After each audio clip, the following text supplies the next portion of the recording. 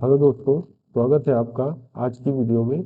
आज की वीडियो में हम 2020 सीरीज से विज्ञान के प्रश्नों को लेकर के आए हैं। ये सारे प्रश्न सेट 9 में आपको दिए गए थे।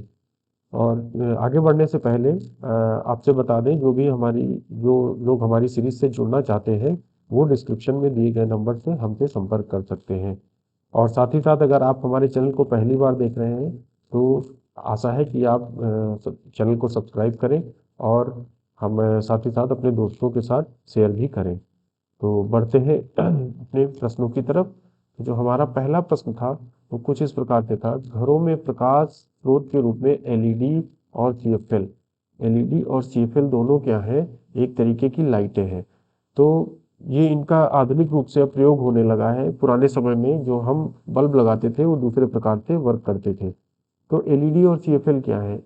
एलईडी जो है, एलईडी ये है लाइट एमिटिंग डायोड। ध्यान रखिएगा, क्या है ये है लाइट एमिटिंग डायोड।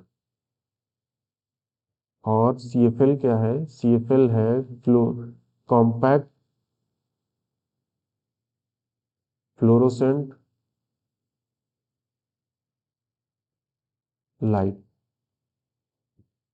तो ये इनके फुल फॉर्म हो गए। अब इनके बारे में देखिए, चार बातें कथन है, ये चार कथन बताए गए हैं। तो इनमें आपको पहचानना है कि कौन सा कथन इन दोनों को मिला करके सही है, इन पे कौन सा सही बैठता है। तो देखिए, पहला दिया है एलईडी बेहतर है, अधिक अच्छा है, क्योंकि सीएफएल में विषैले पदार्थ होते हैं। अब पहले ही कथन के आधार पे चलिए हम देखते हैं कि कौन सा सही रहेगा। तो देखिए यहाँ पे दिया है सी एफ एल। देखिए सी एफ एल में जो एफ है, एफ से देखिए यहाँ पे क्या है, फ्लोरोसेंट है। फ्लोरोसेंट क्या है? एक विषैला पदार्थ होता है जो कि हमारे पर्यावरण के लिए बहुत ही क्या है, हानिकारक होता है। ये प्रदूषण फैलाता है और इससे हमारी पर्यावरण को क्या होती है, हानि पहुंचती है। तो तो अब देखिए एलईडी, जबकि एलईडी में ऐसा कुछ भी नहीं है। इसीलिए क्या है कि जो हमारी एलईडी है वो सीएफएल से थोड़ा सा बेहतर हो जाती है। तो इसमें देखिए पहला क्या दिया है, एलईडी बेहतर है, यानी कि एलईडी हमारी क्या है, सीएफएल से थोड़ी सी बेहतर है। सीएफएल में विषैले पदार्थ भी होते हैं।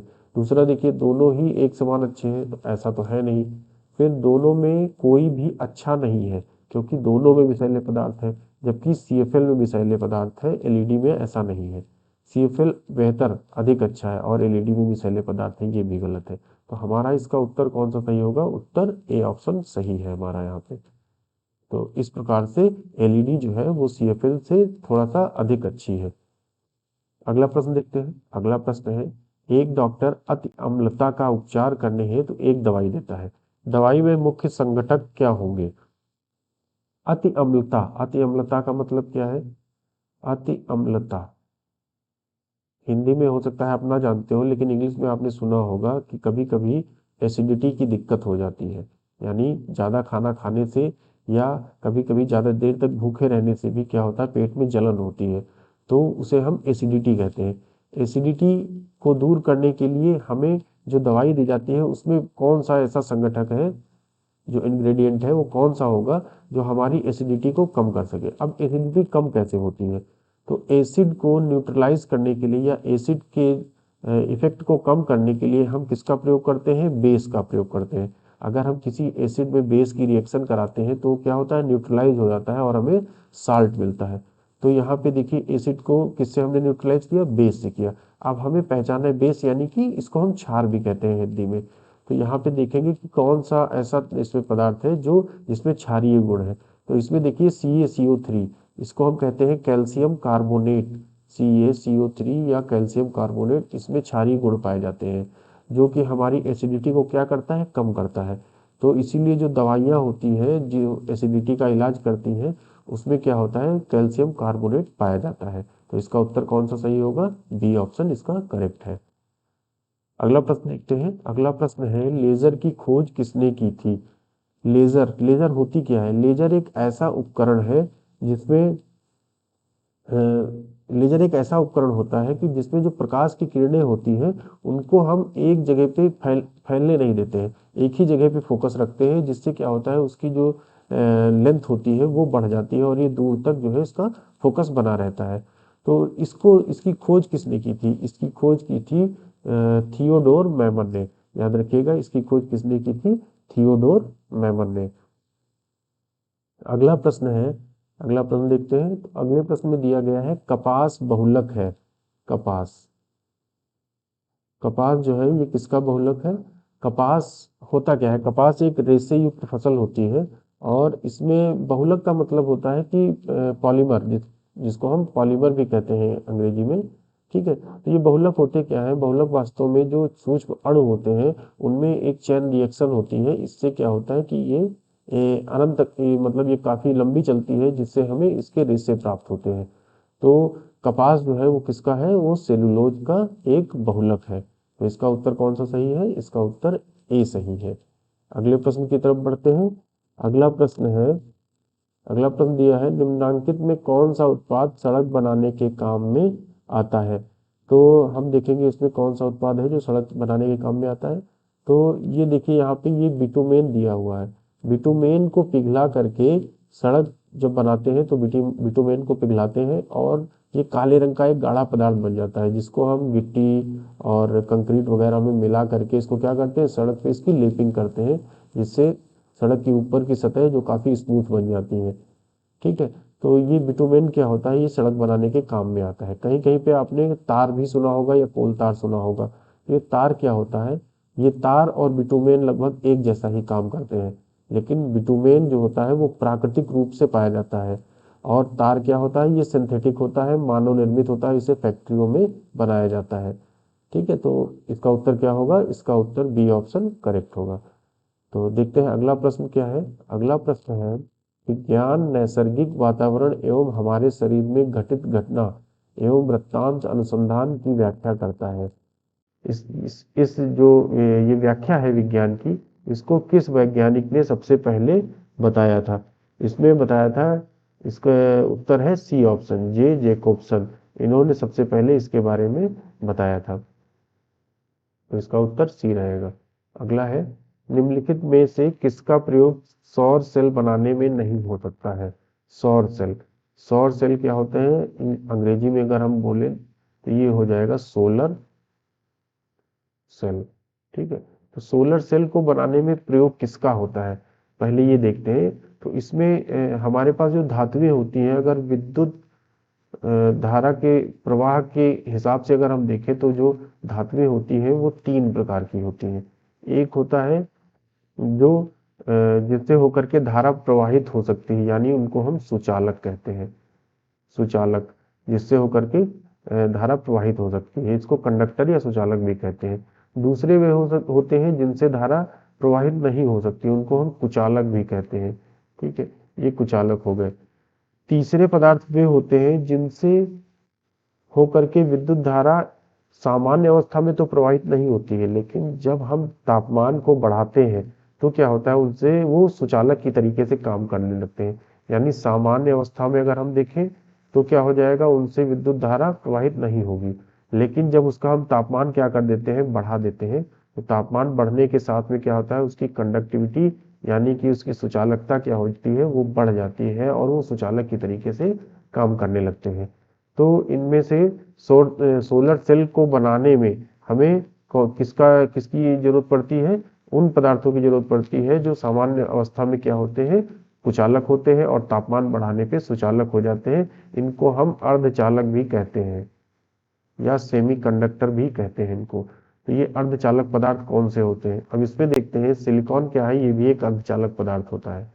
प्लेटिनम क्या है? प्लेटिनम अर्धचालक पदार्थ नहीं है, ये सुचालक होता है। गैलियम क्या है? ये भी गैलियम जो है ये भी अर्धचालक होता है और जर्मेनियम भी अर्धचालक होता है। तो इसका उत्तर कौन सा सही है? इसका उत्तर बी सही है। प्लेटिनम का उपयोग हम सौर सेल बनाने में नहीं कर सकते हैं, तो इसका उत्तर बी सही होगा। अगला प्रश्न देखते हैं। अगला प्रश्न है, निम्न में से कौन सी फसल मिट्टी को नाइट्रोजन युक्त बनाती है? अब मिट्टी को नाइट्रोजन युक्त बनाने के लिए क्या होता है, कुछ फसलों में ऐसा गुण होता है कि उनकी जो जड़ें होती हैं वो उनकी जड़ों में नाइट्रोजन इकट्ठी होती है और वहाँ की जो मिट्टी होती है उन मिट्टी में क्या करते हैं, उसमें नाइट्रोजन की मात्रा को ये बढ़ाने का गुण होता है। तो ऐसी फसलों को हम दलहनी फसलें भी कहते हैं। मतलब जो दलहनी फसलें होती हैं उनमें ये गुण होता है कि उनकी जड़ें जो है मिट्टी में नाइट्रोजन की मात्रा को बढ़ाती हैं।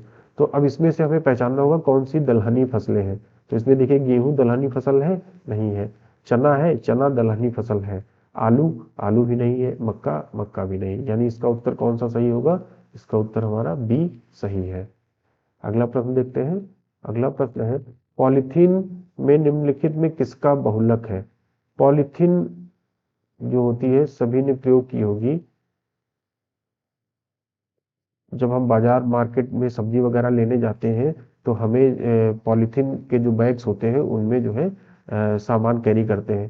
तो पॉलीथीन जो होती है इसका शुद्ध नाम क्या है? इसको सही से अगर बोला जाए तो इसका नाम है पॉलीएथिलीन। पॉलीएथिलीन, शॉर्ट में इसको हम क्या कहते हैं? पॉलीथीन कहते हैं। पॉलीएथिलीन क्या है? पॉलीएथिलीन जो है वो एथिलीन का एक बहुलक होता है। एथिलीन का बहुलक होता है। एथिलीन में जो है हम जब कोई एक क्रिया कराते हैं जिससे क्या होता है कि इसके हमें रेशे प्राप्त होते हैं, उससे हमें जो है ये इस तरीके की पॉलीथीन प्राप्त होती है। तो ये किसका बहुलक है? एथिलीन का बहुलक है। अगला प्रश्न देखते हैं। अगला प्रश्न है, घाव का अध्ययन क्या कहलाता है? घाव, घाव जब हमें चोट लगती है और जगह पे घाव हो जाता है तो उसका अध्ययन हमें जो हमारी मेडिकल साइंस है उसके किस शाखा में किया जाता है, उसे हम क्या कहते हैं? उसे हम ट्रोमेटोलॉजी कहते हैं। आपने देखा होगा कई हॉस्पिटल के बाहर ट्रॉमा सेंटर लिखा रहता है। ट्रॉमा सेंटर का मतलब होता है गंभीर रूप से जब कोई घायल होता है, चोटिल होता है, तो उसका इलाज कहाँ पे होता है? ट्रॉमा सेंटर में होता है। इसीलिए इसे हम क्या कहते हैं? ट्रोमेटोलॉजी कहते हैं। अगला प्रश्न देखते हैं। अगला प्रश्न है, चींटियों का अध्ययन को क्या कहते हैं? चींटियों के अध्ययन को मार्मिकोलॉजी कहा जाता है। इसका उत्तर ए सही है। अगला प्रश्न। अगला प्रश्न देखते हैं, अस्पताल में निम्नलिखित में से किस विभाग में कैथ लैब होती है? कैथ लैब, पैथ लैब में क्या होता है? पैथ लैब में हम खून से संबंधित जांचें करते हैं या यूरिन संबंधी जांचें करते हैं, वो पैथ लैब में होती है।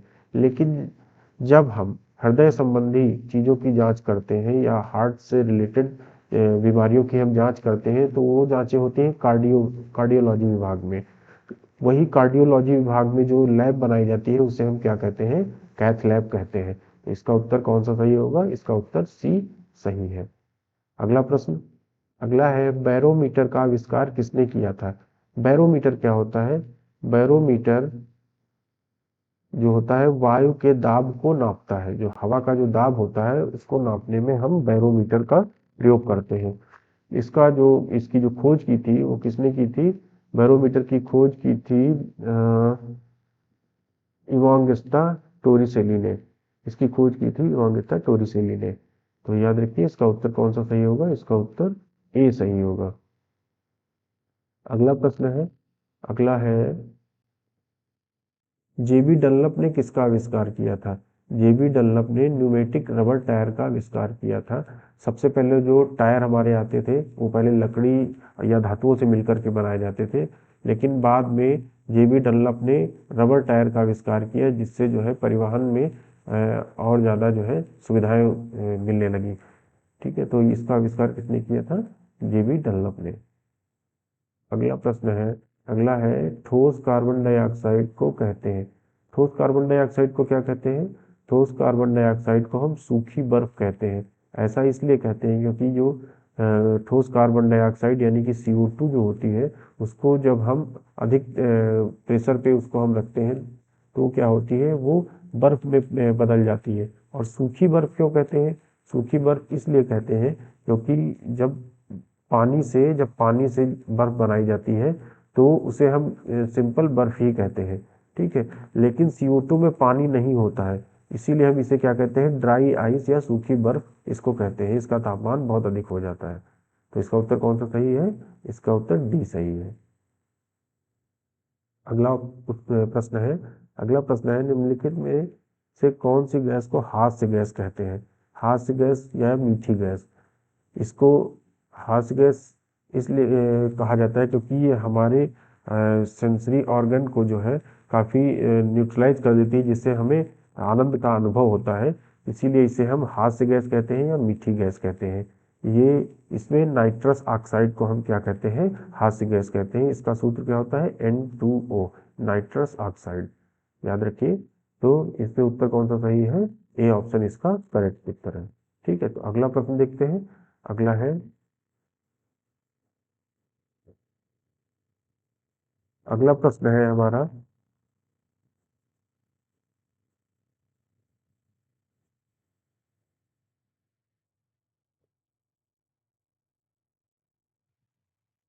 अगला प्रश्न है, रेफ्रिजरेटर सामान्यतः किस शीतलक कूलेंट का प्रयोग किया जाता है। तो रेफ्रिजरेटर जो होते हैं वो वस्तुओं को ठंडा रखने के काम में आते हैं। रेफ्रिजरेटर के पीछे आपने देखा होगा पैनल लगा होता है, उस पैनल में इस तरीके की पीतल की एक पाइप लगी होती है।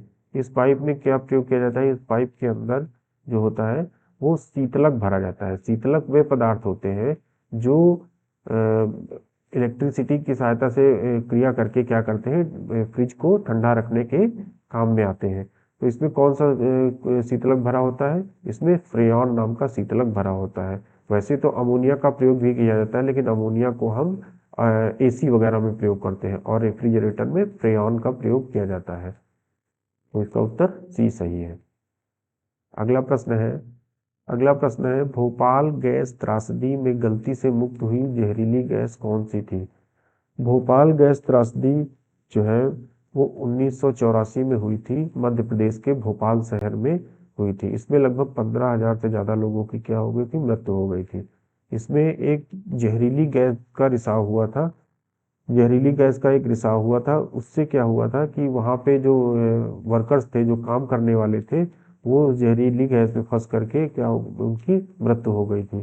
तो इसमें जो गैस थी वो कौन सी थी, मेथिल आइसोसाइनाइड गैस थी, जिसकी वजह से वहाँ पर बहुत बड़ी त्रासदी हो गई थी। इसका उत्तर कौन सा सही है, इसका उत्तर सी सही है।